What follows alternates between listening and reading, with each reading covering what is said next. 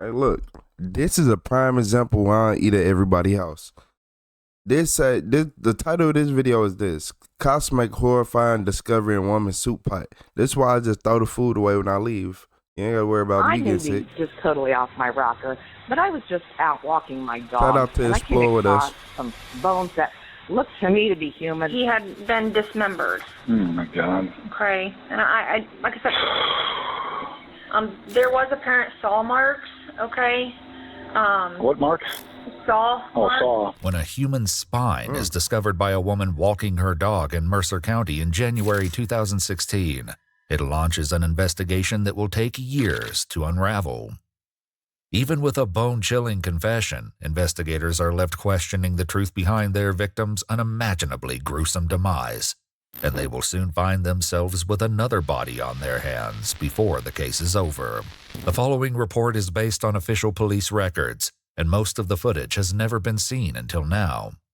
Following the 911 call from the concerned dog walker, police discovered a skeletal human spine hidden among the frozen brush in a fairly remote area in Mercer County. Though they conducted a thorough search of the area, no other remains were found.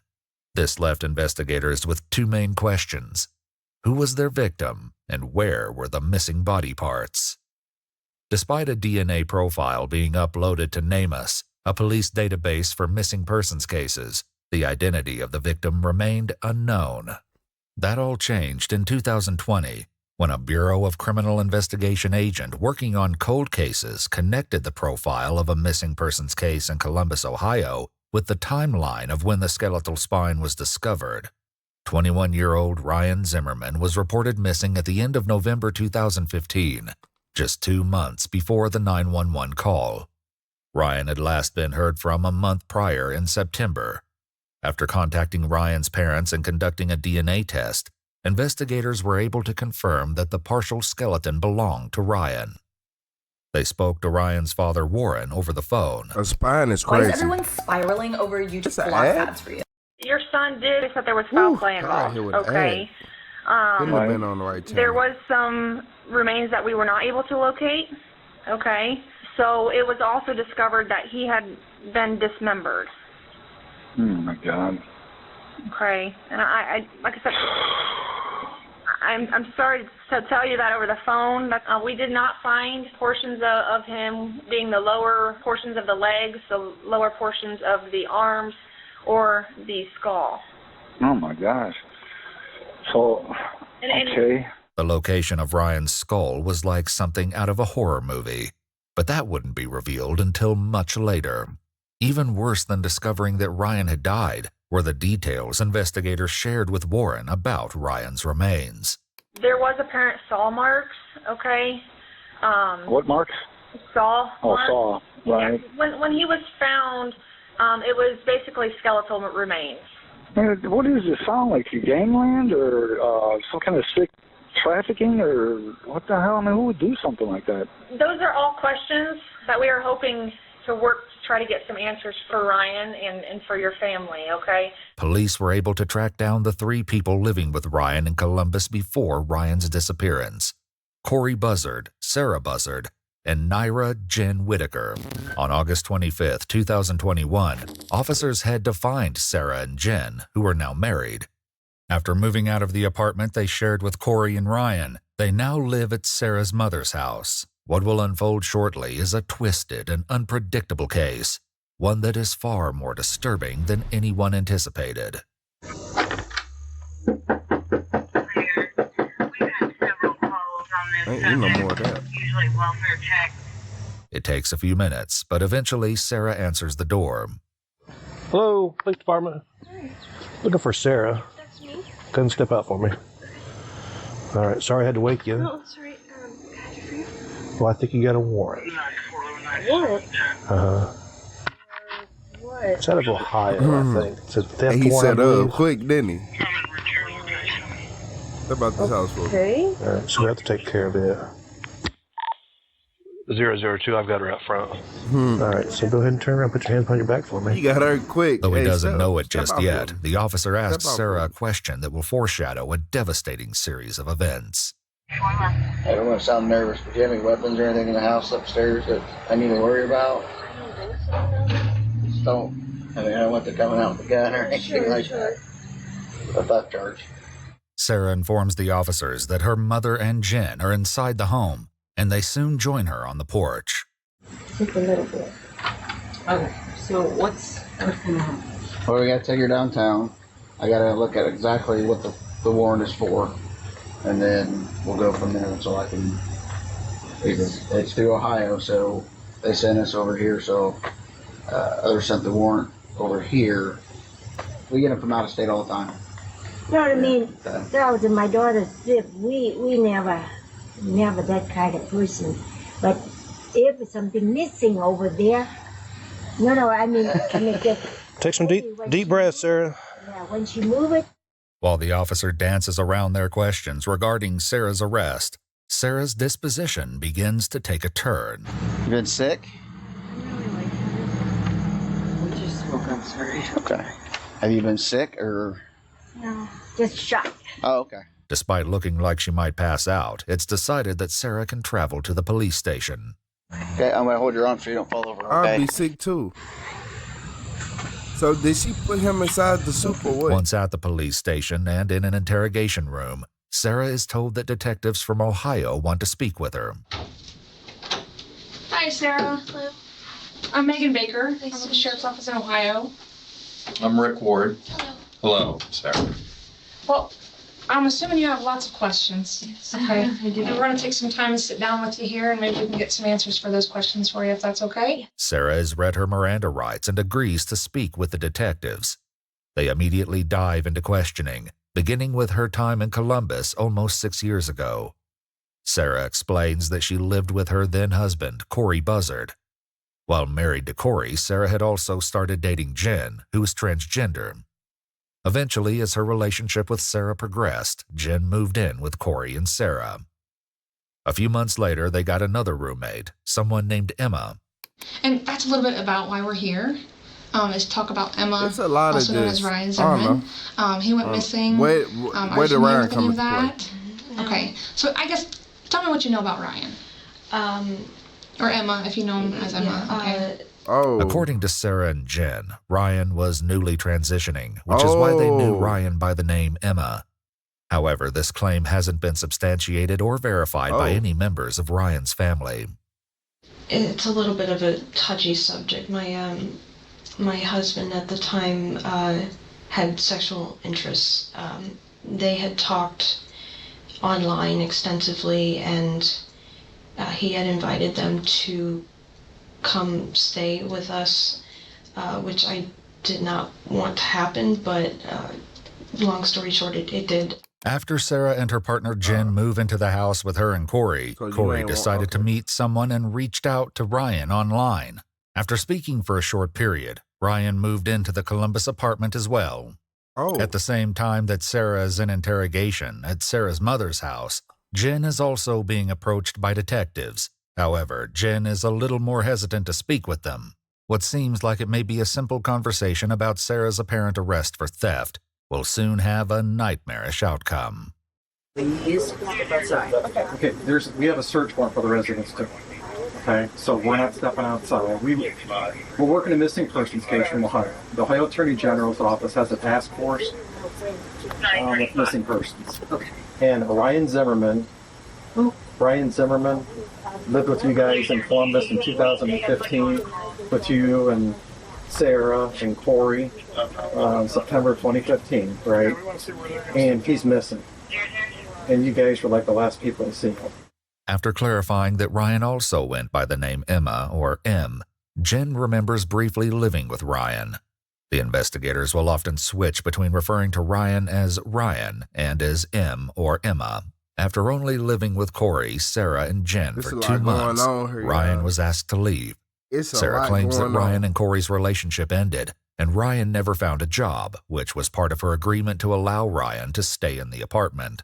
Because of this, Corey told Ryan to leave, and Ryan planned to leave on September 25th. This timeline correlates with the last time anyone heard from Ryan.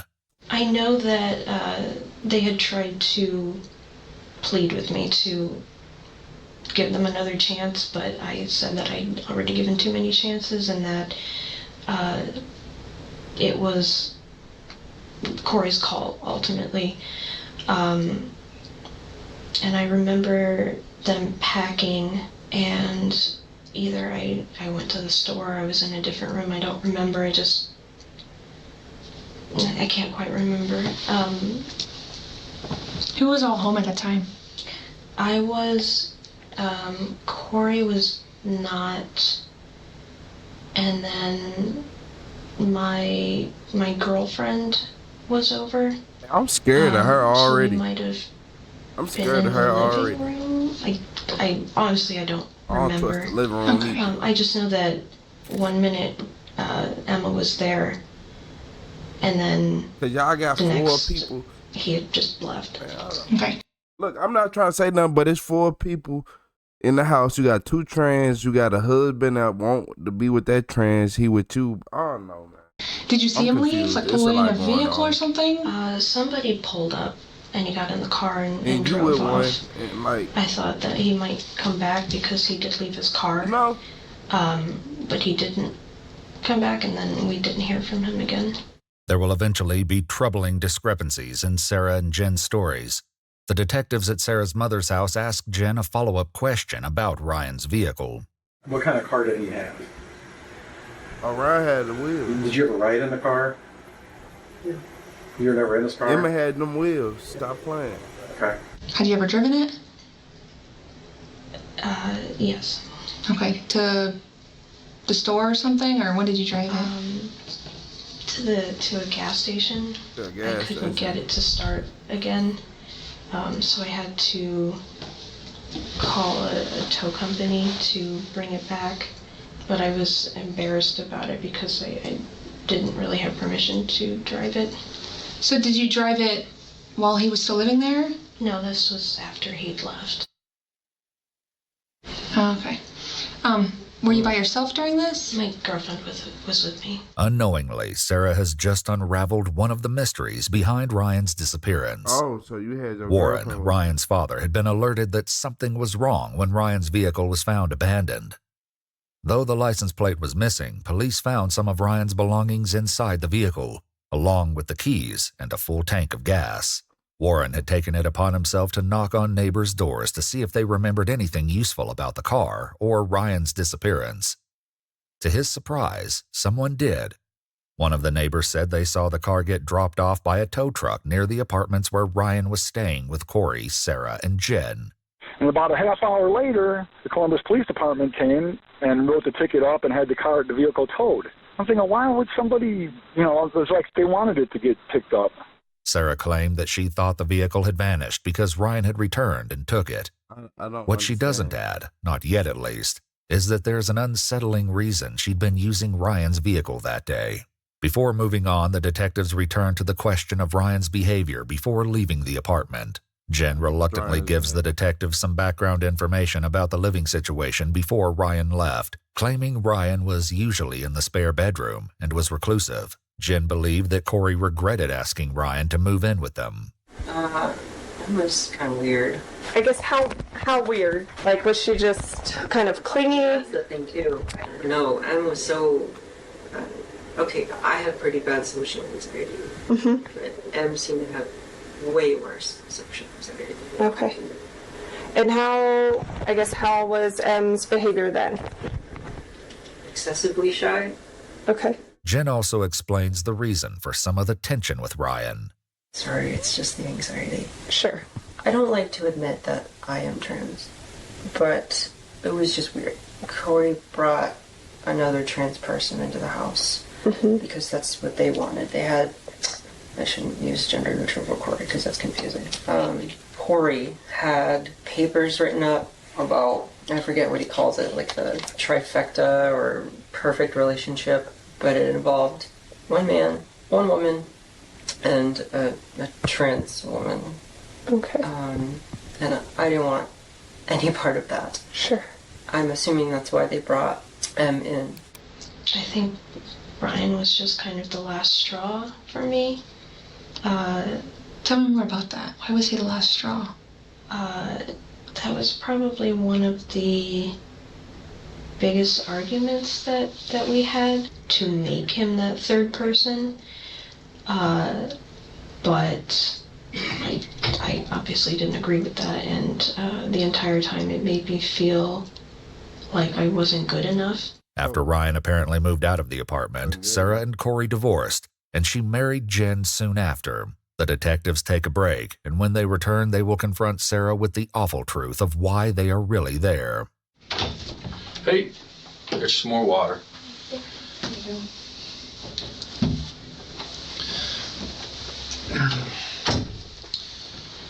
Sarah, I don't know if you know this or not, probably not, but you're talking to Jennifer right now, talking to your mom, and also talking to Corey. And there's major inconsistencies about this with your involvement with Ryan. And you know Ryan is now deceased. He is? He's been murdered. So we have Corey is talking to the Columbus police. He detectives is? right Girls, now. don't We just act got like off you the don't phone know. with him. The detective isn't being entirely honest here. While officers have managed to track down Corey's new residence, Corey is proving less than enthusiastic about the prospect of speaking with officers. You're not in any trouble. I don't have an arrest warrant, nothing like that, Corey. Okay, we just want to talk with you because your name was brought up as a witness in a case I'm a homicide. Homicide? A homicide. I have not. I don't recall witnessing any homicides. Okay, we're just wanting to talk. That's it. Hey, Corey ain't playing no games. That's it. I haven't lied to you at all, Corey. Okay, it's about Ryan. Corey ain't playing no games. Ryan is. Ryan lived with you for a while. Emma. He also went by Emma. Okay. He was a roommate for a while. Okay. Okay, that's what we're here to talk to you about. Not without counsel. Okay, do you have an attorney on hand? Yes. Okay, do you think they would meet us down there? Can we make an appointment? I'd rather get this done today. I don't really think I have to work on your time. While the officers speaking with Corey have once again hit a dead end, those with Sarah begin to lay out some of the evidence. I mean, this is a bad situation. We really need to know what happened. With the car, we have DNA evidence. We're able to track down your car, the one that you used to own, the time of this incident. We were able to track down the current owner, and we're able to examine it. So we have something happened in that apartment the weekend that you dropped Corey off with that girl in Columbus. The evidence the detective is referring to are reddish stains discovered on the carpet liner of Sarah's vehicle. Though she'd sold it, they found the new owners in July 2021 and conducted tests inside the trunk. The stains produced presumptive positive results for suspected blood. Earlier, Sarah had claimed that Corey hadn't been home the weekend Ryan moved out because Corey was with another woman. In fact, Sarah had been the one to drive Corey and the woman to a hotel. Investigators spoke with the woman and confirmed that Corey was nowhere near the apartment where Ryan was last seen. While Corey may still prove to be an important witness to the events leading to Ryan's death, Sarah and Jen appear to be the last known people to see Ryan. So please just tell me the truth, what happened. Corey's given a whole nother version of what you just said. Please tell me the truth. I'm not comfortable talking about this. We have a young... Was it an accident? Yeah. I don't know what was an accident. With Ryan. I didn't even know that he was dead. Sarah, come on. Sarah, please. Someone that I can talk to? Well, you can talk to us. I just want the truth. The other officers also confront Jen with the news of Ryan's death. We're trying to find Emma, and we were somewhat successful in that. Okay. Wait, what? Somewhat? Mm-hmm. And what leads? That's we need you to fill in the gaps, because whatever happened to Emma happened in the apartment where you guys stayed at, and we've recovered evidence from the apartment. We recovered evidence from Sarah's car. Right. Blood. Wait, whoa, what? Mm-hmm. Blood from the trunk of the car. blood from the apartment by the bathtub, where in part of Emma's body was discovered it was dismembered. Even though they'd all moved out by early 2016, investigators were able to access the apartment where Sarah, Jen, Corey, and Ryan had once lived. In July 2021, a month before they spoke with Jen and Sarah, authorities visited the apartment and asked the current residents to leave while they conducted tests throughout the building. Under close examination, several areas in the bathroom reacted to a chemical reagent indicating latent blood residue, including the bathroom floor and the cabinet. No way. No way she had anything to do with any of that. She did. No, there's no way. Tell me why. The Google searches, the deep dives that we did, the stuff that she was into at least, right? Painting with blood, like into drinking the blood. And then the searches that she did on her Android phone. I don't know. I don't know about any of the blood stuff. While this comment about painting with blood will be explained eventually, investigators won't have the chance to ask Sarah about it just yet, because she immediately throws a wrench into their plans. Sarah Lloyd, I can talk to. That was my rights, right? Well, that's your decision. We don't advise on that. But all we're asking is for the truth. I don't know what to say. The truth, maybe? I've said what I remember. And you're telling me that's the truth. That's what I remember. This is going to be your only time to talk to me and Megan. After this, we're not allowed to help. So. What happens to me after this? You're going to be booked into the local county jail here. I mean, we wouldn't be doing this if we didn't have physical evidence. That's why I was giving you an opportunity. Okay. All right, Sarah. Thank you. Once again, the detectives leave Sarah alone. In contrast, those speaking with Jen lay on the pressure. This is a fever dream. I'm sorry? This is a fever dream. I know this feels like a nightmare now, so we need you to fill in the other parts of this thing, because this isn't a nightmare. Emma's dead. Emma's dead? Emma's dead. Corey's dead? No. No, Emma's dead. Okay. Did Corey have you guys get rid of his issue? He ain't like Emma coming up. Emma's not what he expected. The selfies didn't show what Corey had wanted. Comes up, Emma's completely shy, reclusive, nothing what Corey expected. Corey went away for the weekend for you and Sarah to get rid of his problem. Corey and Sarah were fighting a lot over it. Let's just get rid of the problem. There's no way. So what happened? There's no way. It isn't long before the detectives decide to once again try speaking with Sarah, and this time they will hear a stomach-churning confession. So, Megan here has something she wants to show you. I just have something I need to take a look at, okay? And read over, and we'll get your thoughts on that. This is from your Google account. Okay, these are your searches on your Google account that you said you only had access to. So flip through these pages. Yeah, look through them for us. Take a gander at This that. crazy how After far seeing the evidence back they within go her in your own search Google history, account, showing that she looked up how to start Ryan's car after it broke down, Sarah begins to unravel. What's gonna happen to my family? Well, we'll talk to your family, okay? And you'll get to talk to your family, okay? We can work through this. One thing at a time. This is the first step. Okay, look at me. I'm scared. Okay, I understand you're scared. Okay? All I've ever gotten was a speeding ticket. You're an honest person, okay? I don't think you're a bad person at all. Sarah, let us help you. Go ahead and start from the beginning, okay? It was an accident. Okay, it was an accident. Accidents happen every day.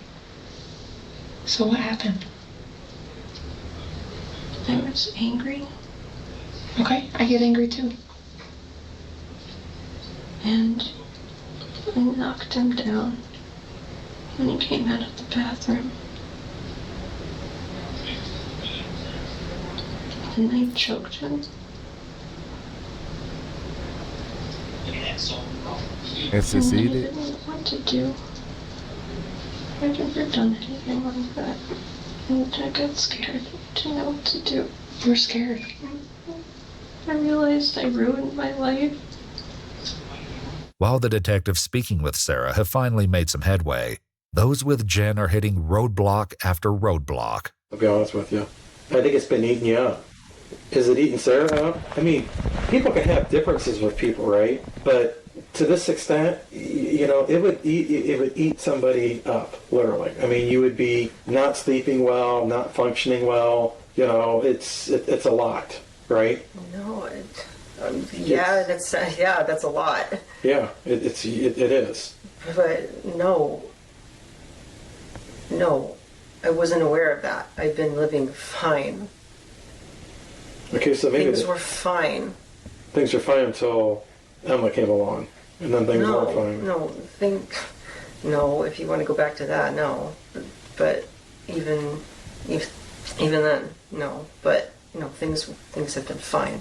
There was no murder weighing on us. While Jen continues denying any knowledge, Sarah is telling a very different story. I put him in a chokehold and knocked him down. Did he pass out? Were there words exchanged? He passed out. Okay. And I didn't let go. Mm-hmm. And then it was too late. He stopped moving. He started turning white. And I couldn't go near him. Though this is the first time Sarah has shared what happened to Ryan, this is only one version of the story, and with each retelling, the details only grow more and more unsettling. Sarah claims that Jen heard the commotion from downstairs and came up to see what had happened. I had to figure out how to get rid of it. Mm-hmm. So what happened? And we cut it up. We being you and Jen? Was this when Corey was away at the hotel? Okay. So where did you cut him up at? Bathtub? What did you use? Some kind of salt. Where did that come from? I found it in the shed. So you each have your own shed there? Mm-hmm. Okay. Who did the cutting? Mostly me. Jen, on the other hand, refuses to make any concessions. I just don't remember. Yeah, you do. No, I don't. Here's the thing. You're going to remember these things. Yeah, I would probably remember if there was murder and a saw. And where did you cut him at? And again, this is all stuff I already know. Okay, I just need to hear it straight from you. The joints. The joints? Can you point to what you mean by joints? The elbows. The wrists, ankles, Mm-hmm. knees. And then up here? Mm-hmm. And the neck. Okay. Does Jen help cut him up? Not really. She wasn't feeling well. She got kind of sick. Okay. So I took over most of it. But did she help a little bit at the beginning? Okay. We were both really scared. One of the officers in Jen's interview steps out of the room to take a call, and when they return, they have news that will flip Jen's denials upside down. Got an update. Okay. Sarah just admitted to everything, and you helped dismember the body. She admitted to all of it. Okay. So fill us in with what's going on, right? With the car, you're going to remember everything. So at this point, Sarah, spilling the beans on the whole kit and caboodle. Okay. Okay, this is what we told you before. We knew where we were at. So this amnesia that you have isn't going to work because now you're implicated in this as well. I don't have amnesia. Then fill it in. Fill it in. I didn't do that.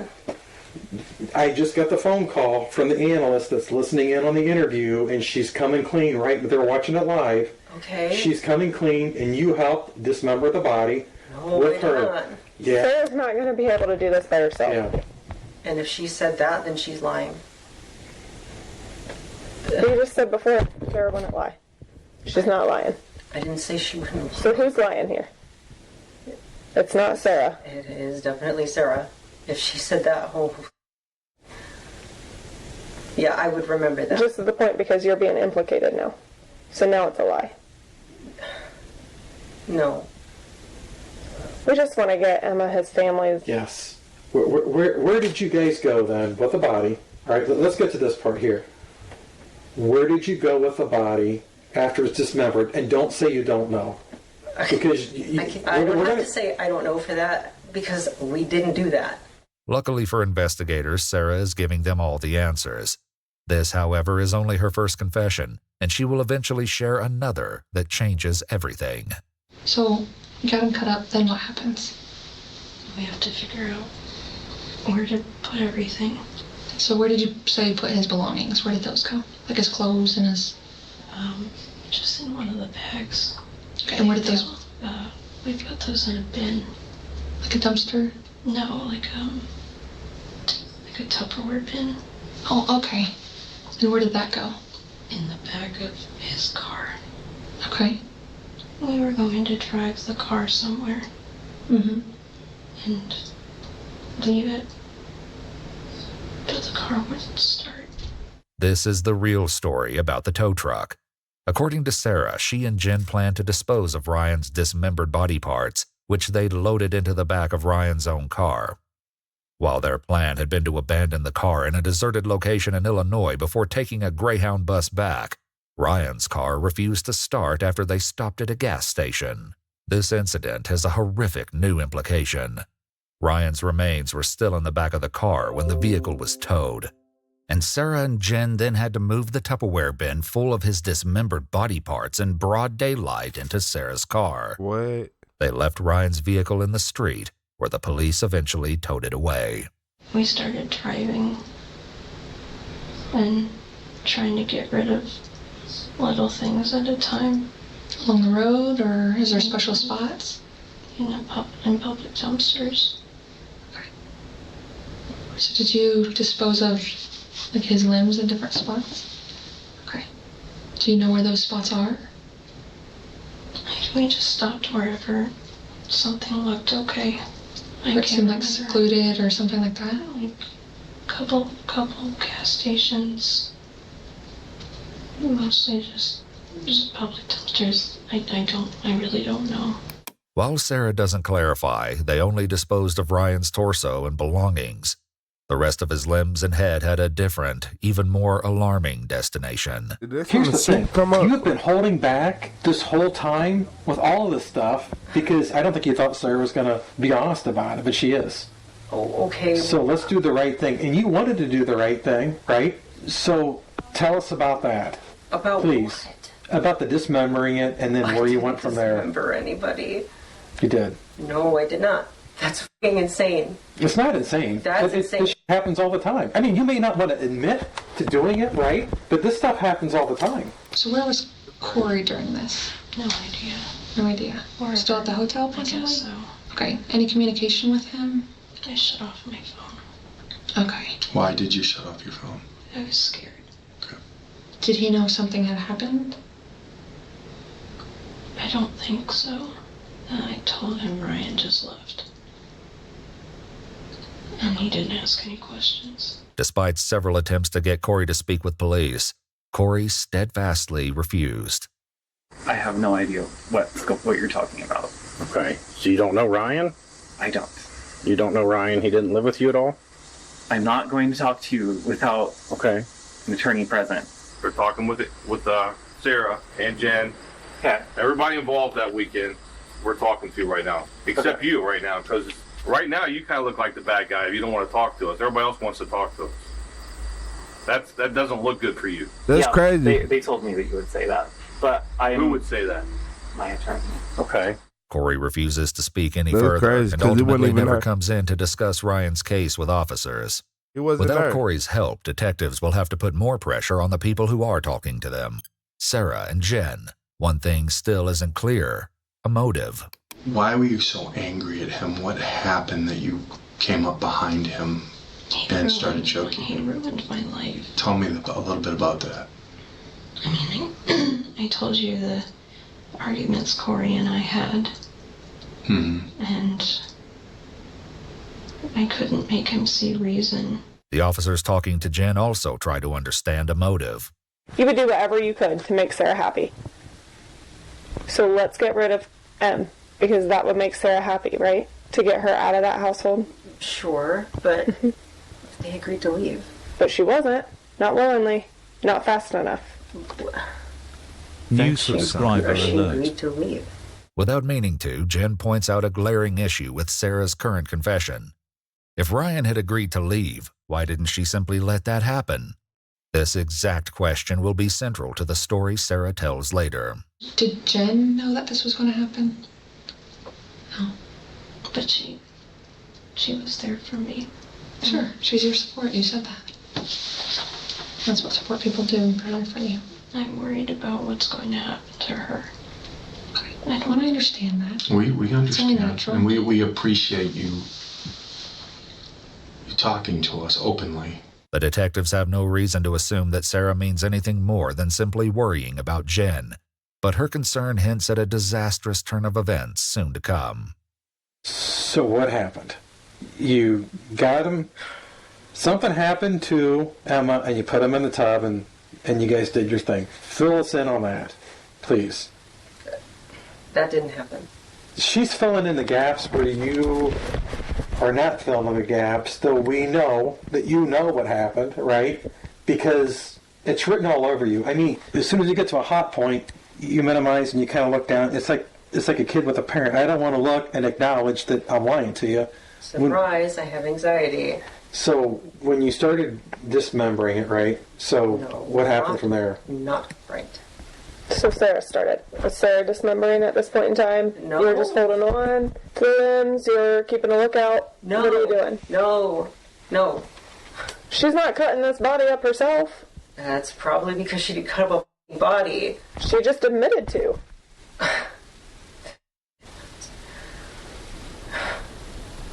No, she didn't. She did. Yes, she did. The detectives attempt a different approach to get Jen to talk.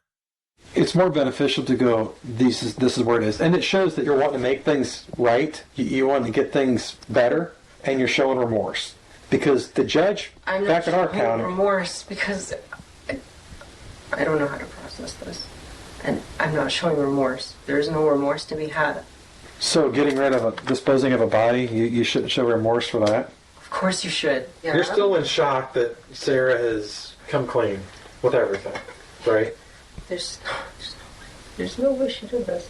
Your world's crashing down, and we're just trying to help you figure a way to make it a little softer of a crash. Even though Jen refuses to believe Sarah admitted to the death and dismemberment of Ryan, Sarah's own interview is already wrapping up. I just don't know what to do because I thought I had my whole life ahead of me. And I made one mistake. And that's exactly it. Now it's over. Don't cut yourself short. I just turned 30 and I feel like that's one step at a time. Okay? 1 foot in front of the other at a time here. Continuing to show an unsettling lack of concern for Ryan, Sarah then makes an inquiry. Is there any kind of bail, or am I going to have to stay there the whole time? There's not bail right now, but that's not to say that there won't be bail in the future. Okay? Just Bail not is right crazy. Present time. Sarah is informed that the charges against her include tampering with evidence, grand theft of a motor vehicle, abuse of a corpse, and gross abuse of a corpse. Okay, I appreciate you being honest with us. Because that's the kind of person you are. Thank you, Sarah. I hope it doesn't. We'll give you a few moments, okay? One of the officers who had been interviewing Sarah heads over to Sarah's mom's house in order to take a crack at Jen and see if he can break through the unrelenting denials. This is where everything goes horribly wrong. Where are they?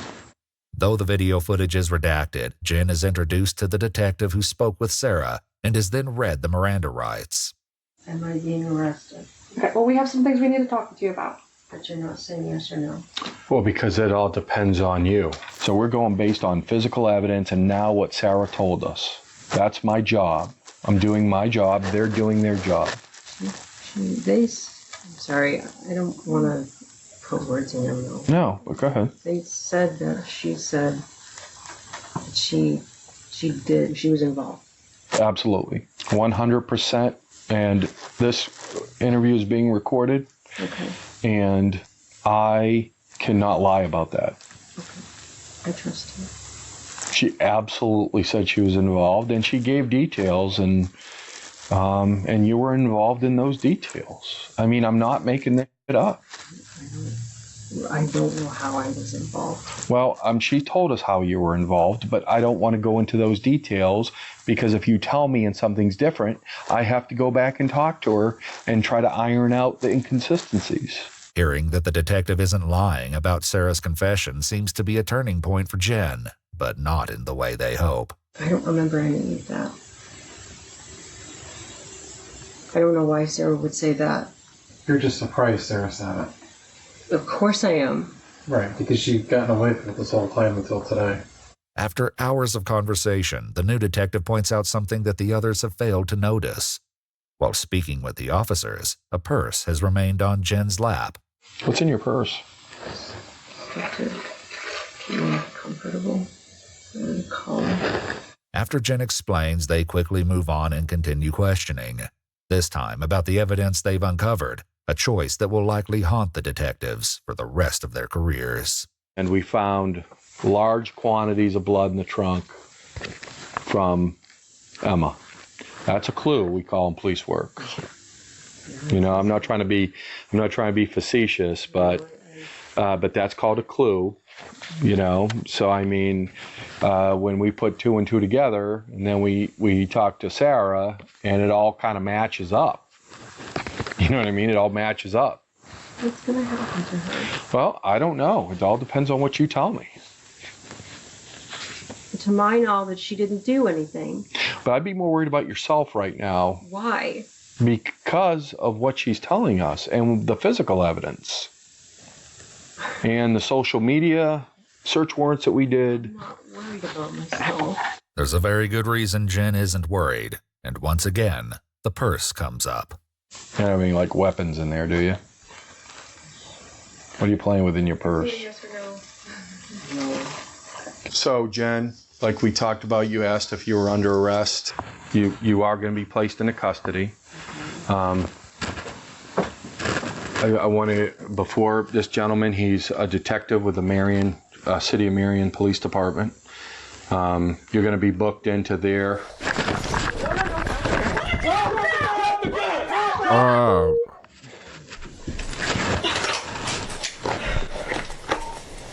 Central 055. 055. I need an ambulance, shots fired. How long has her hand been in that? Wow. 055. It was a gun in the bag the whole time? Do we have a victim? Affirmative. None of ours, right? We didn't return anything? Negative. No officer involved. Just as officers began their arrest, Jen pulled a small handgun out of the purse and fired. Jen was pronounced dead at the scene from a single bullet wound to the back of the head. While this is happening back at the police station, Sarah is led away in handcuffs. Unbeknownst to her, Jen has just died. Yeah, stand up, turn around, and put your handcuffs, okay? Am I able to use the restroom again before? Well, when we get over to the jail, I'll let you use the restroom over there, okay? Okay.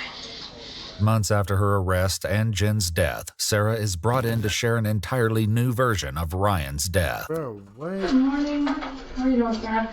Feel free to have a seat. People here. We didn't want to be rude drinking our coffee in front of you, so we've got you one. Oh, Feel free thank you so much. to have it if you like. If you don't like coffee, then I haven't had coffee for so long. it's a specialty. It's a Cinnabon, so it's on. They brought her After a few more Cinnabon coffee. pleasantries, the As she's been in investigators jail for a clarify few with months. Sarah that her Yeah, she lawyers finna- agreed she she finna can sing. speak with them, and they read her Miranda rights. They immediately begin by discussing Sarah's new confession. In this discussion, she refers to Jen by the name Naira. On the morning of the 26th, Naira started voicing some plan about killing him, and I did not take her seriously because she would make comments like that sometimes. I still didn't take her seriously, but I was starting to get worried because of how intricate it was getting. And then when she started gathering tools like trash bags, bleach, the handsaw from the shed, I realized she was serious. Oh. So I tried to talk her out of it. Hold on. Calmly at first, and then I started getting a little hysterical. And she told me that if I didn't help, that she was going to do it anyway. And usually at this point, the attorneys ask me, well, why did you do it? Why didn't you call the police? Why didn't you kick her out? And it was because I loved her. I was so scared and horrified, but there wasn't, like, I didn't stop. I didn't stop her. I didn't. What was the problem then? Yeah. She had a rag that she dipped in bleach, and she had a bottle of vinegar next to her to add to it when the time came, because I guess they had some kind of chemical reaction and released some kind of poisonous gas. I don't really know, but she did the research for it. Though Sarah has significantly shifted the roles that she and Jen play in the planning and execution of Ryan's death, she still tells detectives that she jumped on him when he came out of the bathroom before Jen then held the rag over Ryan's mouth. The changes in her story only become more apparent as the details grow even more brutal.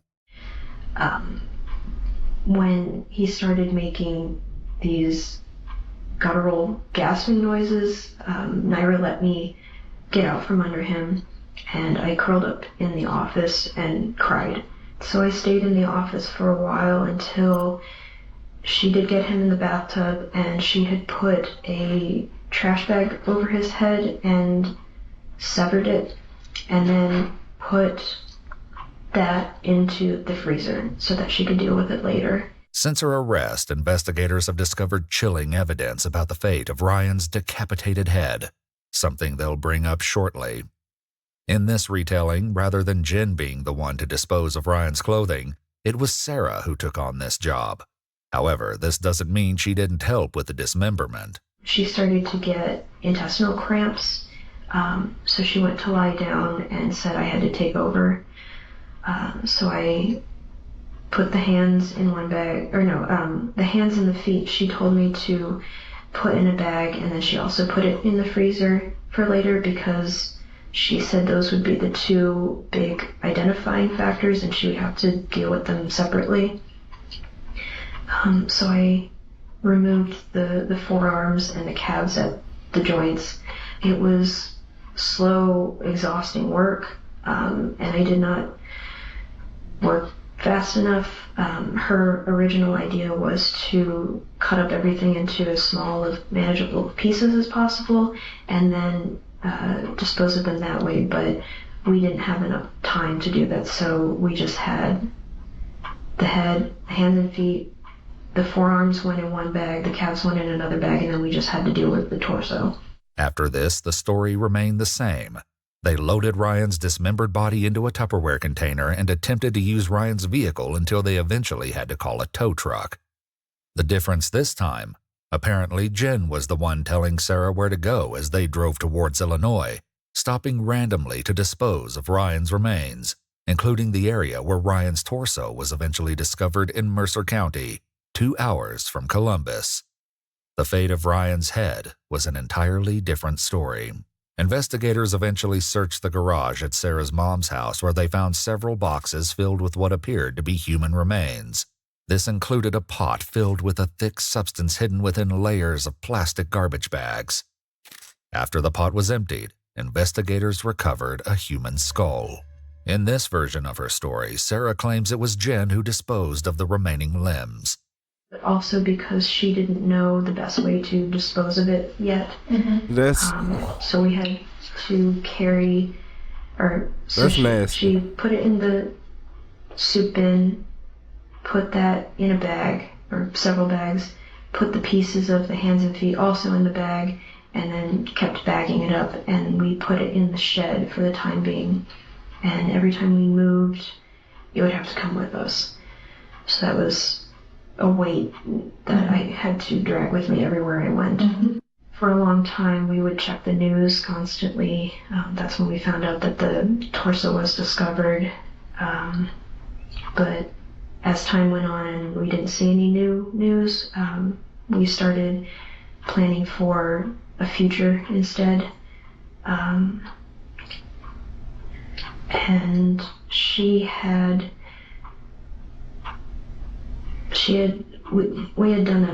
we made a pact that should something go wrong or we get discovered, that she was going to shoot me first, because she said she would rather die than spend her life in prison. The arrest came, and when I said goodbye to her, I could see it in her face that she knew. This confession sheds an entirely new light on the footage of Jen and Sarah saying goodbye when she was arrested. You want to tell your wife bye or anything? Okay. You had mentioned the bleach and vinegar on the ring. Mm-hmm. Okay. And then mentioned something different was put into the pot? Lye, some kind of lye mixture. Okay. And is that something you would have had on hand, or did she go out and purchase? That she did purchase. The head in the freezer didn't draw any attention because she had packed like vegetables and stuff in front of it, so it didn't look like it was anything. This is a horrifying detail. While Corey was still living in the house, Ryan's decapitated head was in the home, hidden just out of sight behind some frozen vegetables.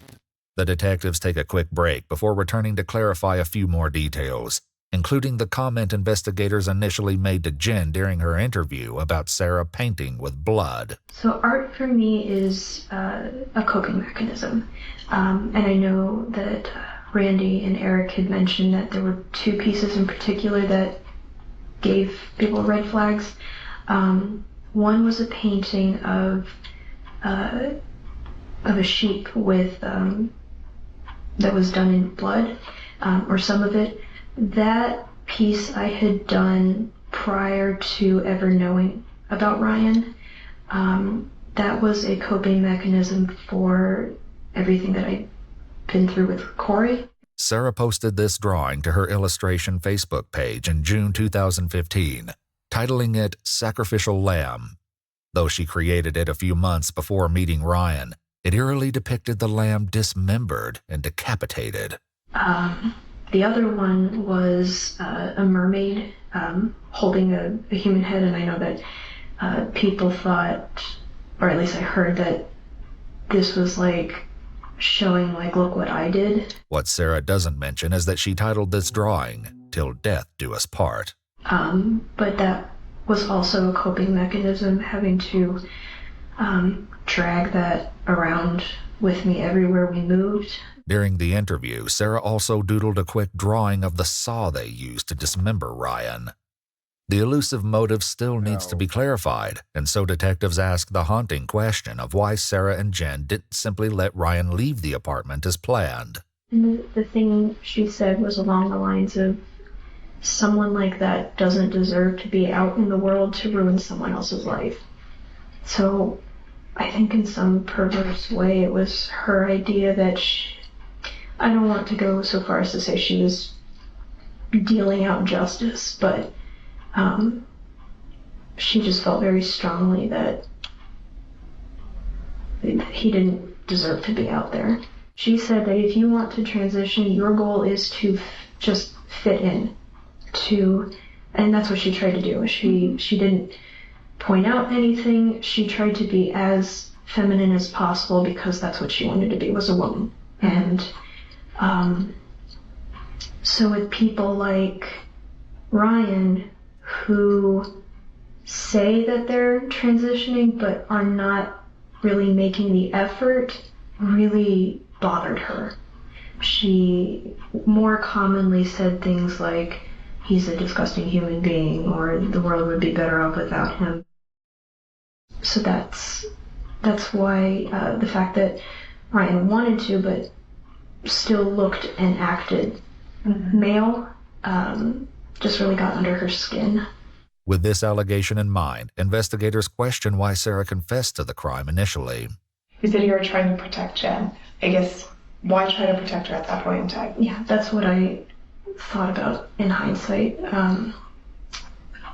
It would have devastated me to have to throw her under the bus and say, well, she was the one who did it. I guess there was a small part of me that thought if I took the fall for her, she would be okay. But thinking back now, I should have known with the look on her face that there was no point trying to protect her. She was going to do it anyway, with me or without me. As the interview wraps up, Sarah clarifies why she wanted to speak with the investigators again. I don't know if the prosecution knows how much detail about Naira, so I'm basically just hoping that at the sentencing, essentially the same thing that I told both of you, just condensed a little bit, we'll be able to go on the record so that my side of the story and what actually happened will be out. In the end, Sarah's new version of Ryan's death did little to change her fate. In January 2022, Sarah Buzzard pled guilty and appeared in Mercer County Common Pleas Court for sentencing. She was sentenced to life in prison with the possibility of parole after 30 years. Warren, Ryan's father, had the last word. I just know now that, no one can hurt him anymore. And no one can hurt him now. That's crazy. I ain't gonna lie. Shout out to Explore With Us. Don't let jealousy ruin your life, because I didn't even expect. I thought Sarah did everything, but then I'm looking at Jen like, man, it's something going on over there. This was a crazy story. It's been like almost an hour. Man, jealousy is a hell of a drug, ain't it? Ain't gonna lie. But look, man, I'm finna get up out of here. Don't let this jealousy ruin your life, because you will be in jail. Cause look, they could have just let him leave. Emma was trying to get up out of there. They could let Emma leave. But nah, y'all want to sit right here and make up a plan. And then, hey, look, for the people who's wondering, yeah, your partner, they gonna snitch on you when they get in their interrogation room. The only reason saying snitch on you before is because y'all didn't get caught. So use your head. So think about your partner and the people around you, and that'll stop you from doing a lot of dumb stuff, knowing that you're going straight to jail regardless. Or you're going to have to take them out, and then that's going to be too hard, because there's going to be too many people now. Now, just sit back and just let them leave. Use your fucking head. RetroTheCeo, I'm out. I ain't going to lie. That twist at the end was kind of crazy.